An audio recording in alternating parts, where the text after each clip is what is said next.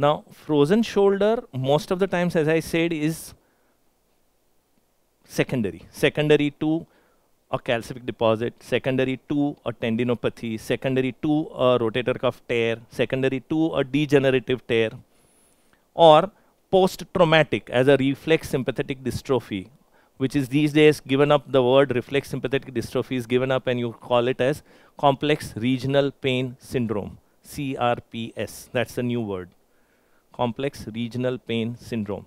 RSD and complex regional pain syndrome have a huge relevance from the homeopathic standpoint because the common thing to all CRPS patients is high anxiety.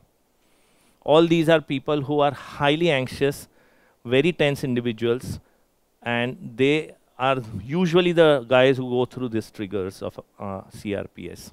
So when you're treating them, keep this mind matter in mind.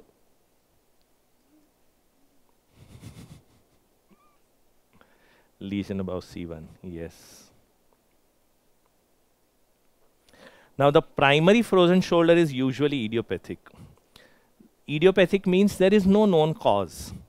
If you get an X-ray done, it'll be normal. If you get an MRI done, you will not see major changes other than the inferior capsule becoming thickened and edematous, and maybe the head of humerus slightly higher, maybe a little bit of osteopenia due to disuse. These are the usual idiopathic ones. And in frozen shoulder, remember this one classic thing. Frozen shoulder, once you label, you are talking about something that is chronic.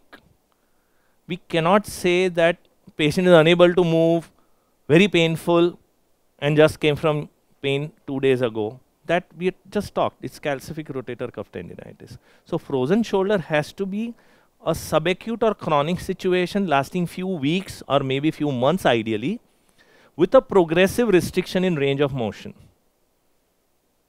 And range of motion restriction not in one direction but in all directions. That's very important. You can have a situation where you have a rotator cuff tear which does not allow forward elevation, but everything else is full range, then this is not frozen shoulder. So frozen shoulder has to have restricted range of motion in all directions. It has to be subacute or chronic, progressive, and if it is primary, then it has to be idiopathic.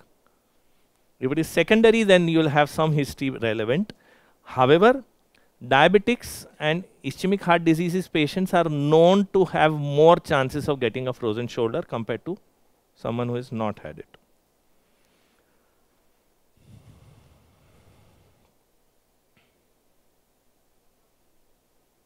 Come again? Probably is the same thing, sympathetic dystrophy. IHDs and DMs tend to have reflex sympathetic dystrophies from the sympathetic variant. मतलब समझा ना?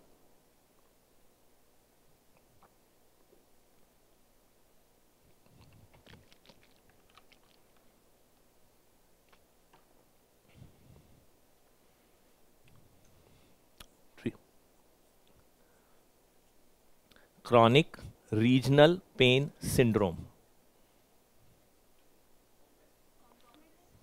Complex regional pain syndrome. मैंने क्या बोला? Sorry. Complex regional pain syndrome.